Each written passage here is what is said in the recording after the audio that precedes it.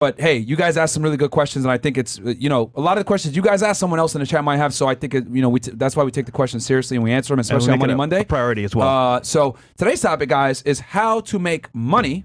Don't worry, timestamps will be in later, by the way. In your 20s. In your 20s and or 30s. Guys, make money when you're young, goddammit. Obviously, we're in our 30s now, but we remember those times sacrificing, struggling to make it and make our own way. Because ultimately, the foundation has to be set in your 20s. Problem is, people spend the time partying, having fun, buying dumb stuff, getting bad credit scores, and then they wonder, God, I'm 30 years old, still struggling at the same job. What's wrong with me? And it's because either you were lazy, you didn't care, or you didn't plan for the future, and now you're struggling. So we're just saying, even if you made these mistakes in the past, start now, today, to become a better person for yourself and your family. So we made some points here for you guys that are well thought out from us. Fight! And number one is going to be build a good credit score. Now, as you guys know, this studio, our foundation, real estate is built on credit. And even your job today, people look at your credit scores because they want to know if you're a good individual and if you pay by people that you borrow money from. And ultimately, as an individual in this working class society, credit will determine where you live, what rates you get, what you can buy, and as well, where you end up financially. So I would just say for credit itself, that should be a concern for you at the very beginning. Now, typically, like I said earlier, as a young individual, you think credit's whatever. Your friends are just buying stuff at Macy's on their credit cards, running those tabs up, looking stylish and looking like you got drip. And it's like, damn, don't pay back, bro. Just forget about it. And then when your score's shitty, you go to buy a property. It's like, oh, wait, your score's 400. You want to buy this car? It's 500. Sorry, lowest rates possible or nothing at all. So we're just saying at the very beginning, your score should be your foundation. Now, I read a book when I first came to America called Your Credit Score by Liz Weston. That book details from A to Z how to get from 0 to 820, 850, anywhere in that range. And with the high credit score, guys, once again, you can have the best rates possible for cars, for property, and as well insurance. So, guys, without further ado, just keep in mind that if you want to have that lifestyle where you can have access to cars, property, get the best rates, it starts in your 20s. And let's say you're 18 years old, you have parents, right? Ask them, hey, dad, hey, mom, I want to start early, get my score on point. Do you mind putting me on your credit card? And that's a lot of trust because that right there, guys, can boost your score immensely. But it's knowing and having knowledge from the very beginning, what's the plan? And if you're in your 20s now, start early. What'd you say for credit score? Guys, you got to understand, credit is the foundation upon which you will build wealth. You cannot build wealth when you have a sucky credit score. It just ain't going to happen because anything that's worth acquiring, you're going to need credit, okay?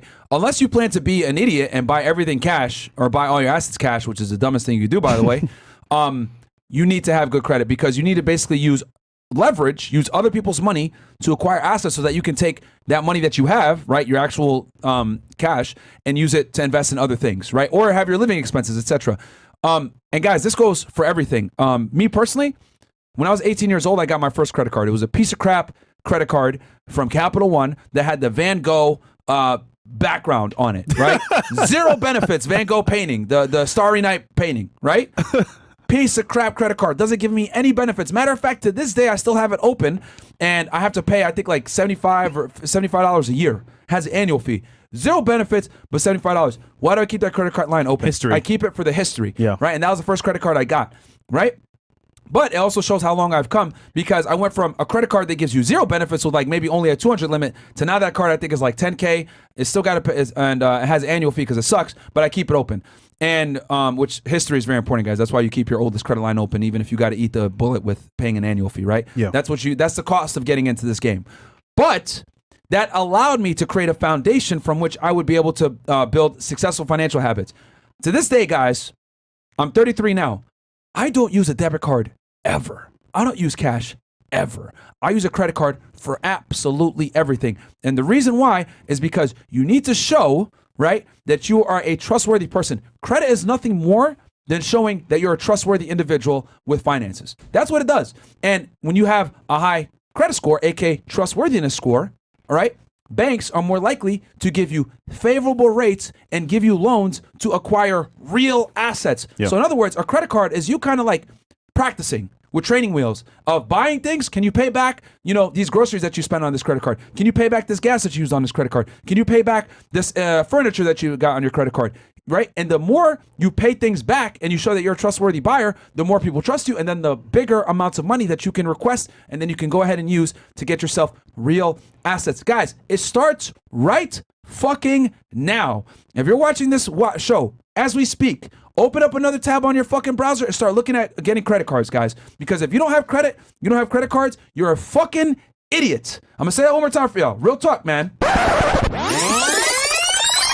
If you are not using a credit card day to day, you're a fucking idiot, okay? Because credit is the only way, right, that you're going to be able to build up that reputation so you can actually get real assets in the future. If you're buying things in cash, if you're buying things with a debit card, you're a fucking moron, okay? Especially when it's money that you're going to spend anyway. If you buy your groceries, if you buy your gas, you buy all these things with cash and debit, use a credit card instead, right? Pay it back at the end of the month. It's free money, by the way, and then get rewarded for it.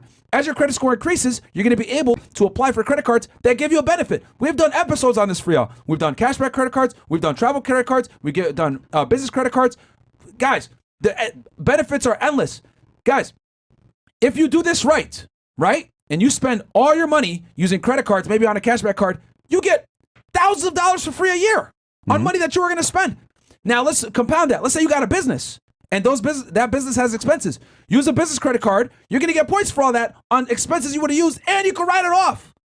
Like, it's a no-brainer. Anytime I see someone use a debit card or cash, I'm like, you're an idiot. Low IQ. What are you doing? Stupid. Okay? Idiots use cash and debit cards. You need to use credit, guys, but the only way you're going to be able to do that is when you build that foundation early. Get a credit card when you're young. We've done episodes on how to get credit when you have no to low credit. Yep. 2 options that you could do right here, right now. Get a secured credit card. We covered this extensively. Discover it. We did a whole episode, actually this year updated, on how to get started with credit. Get a secured credit card. Discover it has a fantastic beginner credit card, and we had a couple ones in that episode. Go watch that, right? Save it for later. Or get on someone that you trust, credit line, or they trust you actually, and you can go ahead and be an authorized user on their card. Yeah. That's one of the other ways that you can also shortcut it and go ahead and get your credit score up and jumping by being an authorized user on someone's line. Of course, someone that's got to trust you, but bro, it's a great way to get your foot in the door. And you need credit, guys. I don't want to sound like a broken record and be yelling at y'all about this shit, but it's that goddamn important. Anytime I see someone pay with cash or debit, I'm just like, a part of me is like, oh, what the hell are you doing? Yeah. Guys, to add to Myron's point, recently I've experienced to get first class on a flight to Jamaica. And back then, I thought to myself, paying for first class is dumb. Why did I ever do that?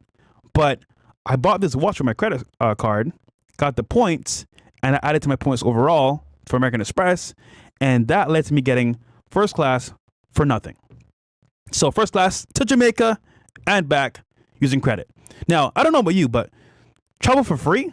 That's on my list of things to do. So ultimately, guys, credit will help you no matter what you do, and overall, lifestyle-wise, it helps immensely. So get credit on point, man. But I would say this as well for credit.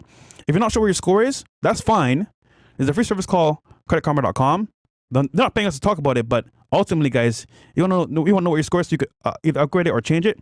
But knowing your score will help you immensely as well. So you should know your score always. Yeah, man. Guys, this is like, it's one of the foundations, man, to building wealth, guys, is having credit. Like, you just have to. You know, anything that's worth buying, a car, a home, a big purchase, maybe even furniture, right? If you don't got the cash, you can go ahead and leverage credit. Like, guys, it's just a no-brainer. Like, anyone that is financially aware and has their money together pays with credit cards. Yeah. Right? And then if you're even smart, business. Yeah. And if you're smart, guys, you have that credit card, you spend money on it, and then just pay it off at the end of the month. Free money. And you get an extra 30 days to pay it off. Yeah. It's like, dude, it's like the best thing ever. That's important. You got to pay it off. And you get rewarded. Yeah. And you get rewarded for it. You should pay it off. Yeah. Don't be an idiot and buy a bunch of, this is not an authorization for you guys to be morons and spend money like a retard and go buy a bunch of stupid things, which we're going to cover here in a second. But I'm talking about everyday items that you were going to buy anyway. Use a credit card, man. Get the free points. Use a cashback card. If you don't travel and you don't have a business or whatever, at least at bare minimum, guys, get a cashback credit card that gives you 1% cashback. And someone asks, I'm 31 years old. Is this going to help me? Yes. Start now. Don't wait, because again, the more time you waste doing bad habits will lead to bad results. So I'm just saying right now, start now while you still can for your credit score. And if you're not sure what it is, creditkarma.com, look it up, see your score. It's going to hurt a little bit seeing the bad score at the very beginning, but if you know what it is, you can work on it. So, all right. Yeah, guys. All right. Next Number 2. one. Go ahead. So number 2 is, guys, Round 2. avoid dumb financial mistakes. So all of us here have made mistakes. I know I've made sure mistakes myself. And in this respect, I can say wholeheartedly that, like, if I avoided certain things, I'd been way further ahead. Now, mistakes could be dating somebody, spending money on a vacation that you shouldn't be, you can't afford, buying a car you can't afford as well, my house you can't afford. I would say these mistakes can happen to anybody. Now, how you react to it will determine your results. So if you can avoid these major mistakes from the very beginning, you have money saved up over a period of time, a good credit score, you can invest earlier on into things that make sense for your family and yourself. So guys, this is a little personal here. This is when I was working at AT&T and Chick-fil-A. I made some dumb mistakes, man. Luckily, I had a credit card from Chase that I got when I first got here as well. And I realized, okay, I'm just going to pay this off so it doesn't mess up my score. But I made mistakes buying other stuff. So you know me, guys. I love speed, man. I'm a racer through and through. I was like, yeah, bro. I'm in Miami, man, working my ass off nonstop. I got a car, but bro, on weekends I want to ride a little bit, you know? Get out on the streets, me on the road. So I bought a Yamaha R6 on personal credit. Give me the bell, bro. I got one for you. Listen, on that one. man. If you guys don't know, personal loans are the worst loans because they have the highest interest rates you could think of, and as well, without the right, I want to say, you want to strategy. tell them what I told you when you got that hard money loan? Tell them. I yelled at Fresh for like 20 minutes, bro. Yeah. I literally yelled at him and I said, "What the fuck?" And I gave him the money and I said, "Go pay that shit off right now." Yeah.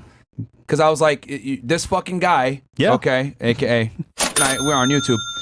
He ain't gonna destroy you on interest. Yeah. Just here's the money. Go fucking pay that shit off right now, bro. Mm-hmm. So guys, I made the harsh mistake of getting a personal loan, a hard money loan to buy. What was the interest rate on that shit? You want to know? What was it again? I'm trying to. I remember you told me the number and I flipped out. I don't remember. 22%. There you go. And I was like, bruh. That's damn near credit card numbers on a interest on a loan. And that's just standard. If I hit late fees, bro, even worse. Late payments, even worse. It's almost like 32%. Guys, don't take a hard money loan ever, bro. So I was doing the right things with my credit card, but with my personal finances of using my credit wisely, I made a mistake there. But I said that to say, yes, it was an L, but for you guys watching, if you can avoid things like that, again, personal loans for dumb stuff like motorcycles or, cars, maybe maybe for remodeling your house when you don't have to, just think about the money you would have saved and your credit score, if it was higher, we can invest in it earlier on. And I made that mistake, but later on, I realized, you know what? It's not a good choice to make. And I saved up money for a house. So I would just say, as an example, keep in mind, whatever you buy early in your 20s will affect you in your future. And when it comes to investing for yourself and your family, the things you decide to buy in your 20s can affect you in the future. So keep that in mind. Guys, making dumb financial mistakes it could be as simple as going to the bar every week and spending a lot of money on alcohol, getting table service. It could be something where, like Fresh described, getting a hard money loan to get a motorcycle, which is ridiculous. But, right, I don't want to write off hard money loans on everything. There are instances where hard money loans can actually help, guys. Let's say you're a fix and flipper.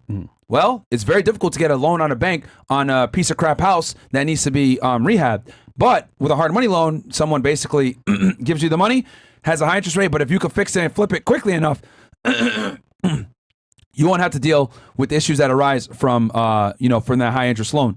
But it's all about context and how you use it. But the reality is this, guys. If you're spending money and that money isn't going to pay you back some kind of dividend in the future, more than likely it's a shitty investment. I want to repeat that one more time. You guys really understand this, because anytime you're thinking about buying something, I want y'all to have this go through your mind. Is this purchase going to make me back money in some way? If the answer is no, more than likely you can live without it and you don't need it. Yep. Okay? If it's outside of food or like necessities, right, for you to live or to survive, if it doesn't make you back money, it doesn't make sense. If it don't make money, it don't make sense. If it don't make money, it don't make sense. If it don't make money, it don't make sense. Repeat that after me. If it don't make money, it don't make sense. If it don't make money, it don't make sense. I need you guys to go in with that mindset with everything that you purchase, okay? It's taking out this, rude, annoying bimbo that you think is hot, that you met on Tinder. Is she gonna make you money back, right? And you know that you got bills to pay and you're financially tight. The answer's probably no. So you probably shouldn't spend money on this dumbass whore. That's why I tell y'all, don't even bother dating and getting out there and dealing with women until you're financially stable to some degree. Because they're not going to want to pay the bill. And then you're going to be over here pitching pennies, checking your statement after every time you swipe, taking a check out. Like, no, get your money on point so that you feel more confident, you feel more relaxed during the date, instead of saying, let's go ahead and split this up. A lot of you guys are trying to put a cart before the horse. A lot of you guys haven't even earned the privilege of going out with women and, chasing after some ass, because y'all are losers. The reality, that's what it is. A lot of y'all are fucking losers. These women come on this panel, guys are broke. Blah, blah, blah. A lot of the time it's because a lot of y'all are losers. We got to call a spade a fucking spade. Okay? A lot of y'all haven't earned the privilege of going out with chicks. Because it is a privilege. Because it is a privilege. It is. It's not a right. Okay? And these are the tough conversations that we're having here without bitches around, but a lot of y'all are fucking bums. Yep. And don't even deserve to be dealing with these hoes. I mean, they're losers too. But two losers going out for a drink, what does that fucking lead to? Nothing. Fucking nothing. And one of the losers expecting your loser ass to pay, nigga. So what are you talking about? All right? So, Bill's in the back line.